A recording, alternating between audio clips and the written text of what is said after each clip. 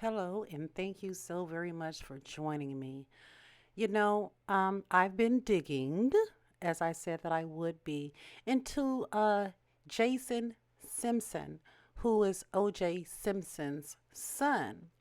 And as I said in my prior video, back when this happened, I don't know, I had a funny feeling about Jason.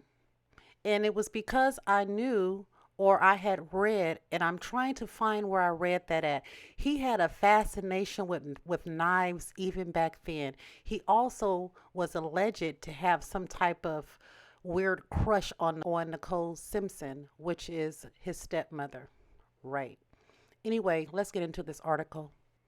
In an exhaustive book, OJ is Innocent and I Can Prove It, private investigator William C. Deere details his 18-year investigation of the June 12, 1994 murders of Nicole Brown Simpson and Ron Goldman. Deere concludes that OJ didn't kill his ex-wife and her friend, but he did visit the scene of the crime shortly after it occurred, and that evidence suggests his son Jason, who was 24 years old at the time, did it in a rage of killing. Deere made a list of all potential suspects, visited the crime scene and other relevant places, conducted interviews, established a clear timeline of events, debunked alibis, collected evidence, and generally aimed to subvert false assumptions made by LAPD. Deere's goal is that the information will lead to the convening of a special grand jury, an arrest, and a conviction for these senseless murders. To most of those who watched the famous white Bronco low speed chase and trial after the killings in 1994, it was likely seemed inconceivable that anyone other than Simpson could have committed these murders. But Deere cites some compelling evidence to support his case. At the very least, it seems Jason Simpson should have been considered a suspect, which he never was. And if there is any conceivable explanation for O.J. Simpson's bizarre behavior after the murders, other than that he killed his ex wife, it is that he knew that his son had killed Nicole Brown Simpson and he wanted to protect him. Importantly, this is not the first time Deere has investigated a murder. He used the same method to solve the murder of an Ohio man named Dean Milo, which resulted in 11 people, including Milo's brother, being sent to jail. We've pulled out the biggest reasons why Deere considers OJ's son a major suspect. Prior to the killings, O.J. Simpson's son was diagnosed with intermediate rage disorder. He was given drugs to control rage and seizures. Now, this content comes entirely from O.J. is Innocent and I Can Prove It, and it is published with permission from author William Deere. Business Insider cannot confirm his claims, nor can Miss Indy. But I tell you what, I'm with it so far. Let's continue. Jason abused alcohol, ecstasy, and cocaine as early as age 14. Police reports indicate that he was arrested at least 4 times, including DUI, driving with a suspended license, and assault with a deadly weapon, while medical records reveal at least 3 suicide attempts. A note titled Dear Jason that described the writer as being 3 persons was identified by handwriting experts as being written by Jason Simpson. He also wrote about killing anyone who hurt his loved ones and how he felt like Jekyll and Hyde in diaries obtained by Deere. In 1994, 6 months before the killings, Jason went to the emergency room because he heard people's voices who weren't even there. He said he felt like he was going into a rage. He stopped taking his medicine 2 months before the murder. In the past, Jason had nearly killed a ex-girlfriend with a knife and almost seriously injured another in fits of rage, whereas OJ has been accused of domestic abuse but has never been arrested for assault and was not prone to use weapons to settle a dispute.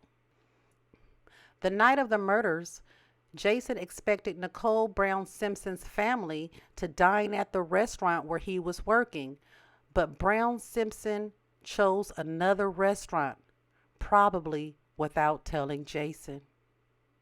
The murders took place between 9:45 and 10:05 p.m. Jason was by himself after approximately 9:50 p.m. and has no alibi that can be supported by anyone else as to where he was when the killings occurred.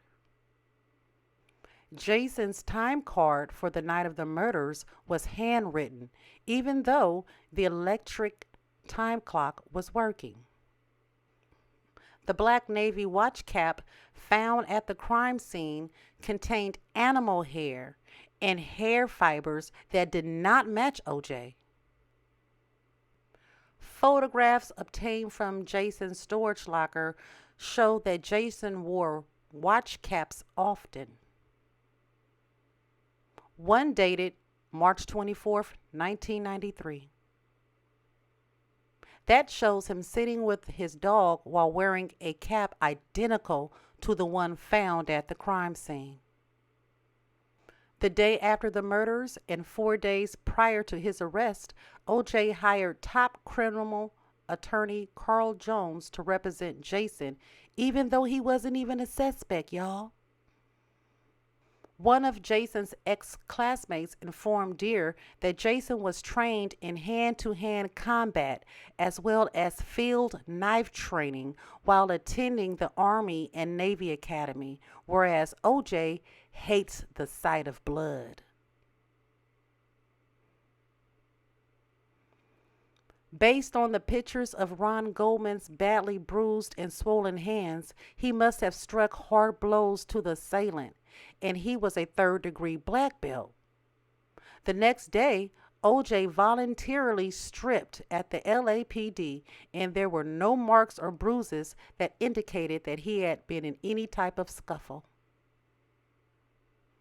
Deer bought contents of a storage locker owned by Jason Simpson around the time of the murders and found a knife that matched the description of the murder weapon. After examination of Jason's knife by a world-renowned forensic scientist, the butt of the knife appears to match the blow/injury Nicole Simpson suffered on the top of her head, whereas OJ's Swiss Army knife and stiletto were conclusively ruled out as the murder weapon. The LAPD found 15 separate unidentified fingerprints at the crime scene. None belonged to OJ, and police never compared Jason's fingerprints. At the time of the murders, 24-year-old Jason was on probation for assault with a deadly weapon for attacking his boss with a kitchen knife. Investigators found blood and skin under Nicole's fingernails, along with blood drops on her back that didn't match OJ. Jason was never interviewed and never gave a DNA sample. 3 crime scene experts studied the investigative material and determined that Jason Simpson should have been considered a major suspect in the murders. 4 doctors reviewed the investigative material along with Jason's records and determined that Jason Simpson is psychologically disturbed and in need of help.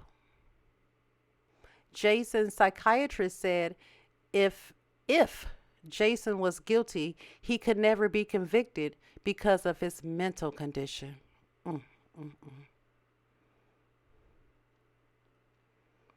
One of Deer's colleagues told BI that Jason Simpson's whereabouts are currently unknown. OJ has been in prison since 2008 for armed robbery. As we know, he has since been released.